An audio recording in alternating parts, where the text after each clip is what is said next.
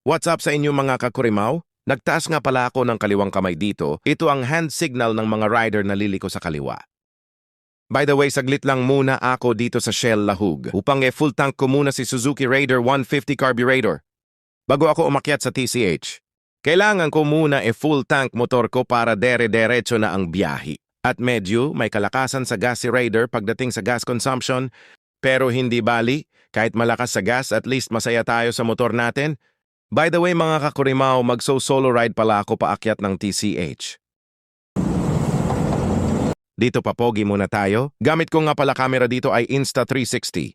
Alam nyo mga kakurimaw, para sa akin mas comfortably ako sa solo ride kaysa maraming akong kasama. Alam nyo kung bakit? Mas malaya kang huminto kahit saan-saan. Di tulad sa marami kang kasama, naghahabulan kayo sa kalsada.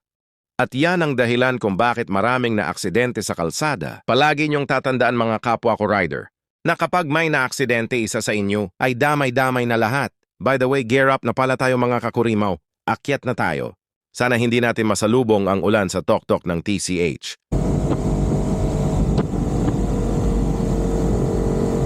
Dito na tayo sa Busay mga kakurimaw. Ramdam ko na ang lamig at sarap ng hangin na humahampas sa aking katawan. Sarap talaga manirahan sa probinsya. Ramdam mo ang tahimik at payapa na lugar.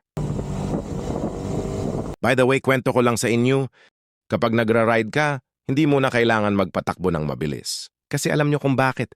Kapag sobrang bilis mong magpatakbo, paano mo ma-enjoy sarili mo kung sobrang bilis ng takbo mo?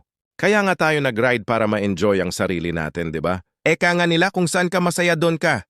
Kaya dito ako sa pagmomotor masaya. Kaya ito ang lagi kong ginagawa tuwing wala akong pasok sa trabaho. Basta sa pagmomotor doble ingat para iwas sa disgrasya. Gamitin natin ang kalsada na may respeto. Hindi yung magpatakbo ka ng motor na sobrang bilis, binalasubas mo na ang kalsada. Kaya tingnan nyo ang mga naaksidente sa kalsada. Dahil sa sobrang bilis, binalasubas at binaboy na nila ang kalsada. Kaya ayan tuloy, aksidente ang kalabasan. May kasabihan nga tayo kung ano ang tinatani mo. Yun din ang aanihin mo. Kaya respeto sa kalsada at respeto sa mga kapwa rider at driver. Siya nga pala. Nag-sign ako ng selfie. Kasi ang daming namimitik dito na maniniyot. Ito nga pala ang top-top curve na kung saan ang daming maniniyot. Dito na part, cut ko na ang video. Diretso na ako sa Balamban upang mananghalian doon. Usa ka rice. Sa kamay. Nakay mais. Ako na lang umay. At dito naka-order na ako ng native na manok sinabaw. Bahala na sobrang mahal ang serve. At least sulit ang ulam natin. Manok na native. Wow na wow, sobrang sarap ng sabaw.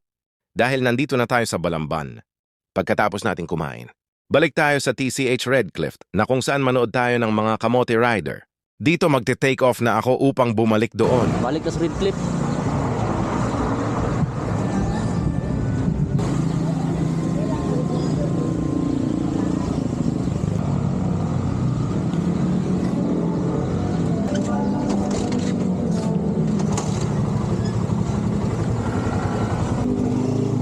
Tara na, balik na tayo.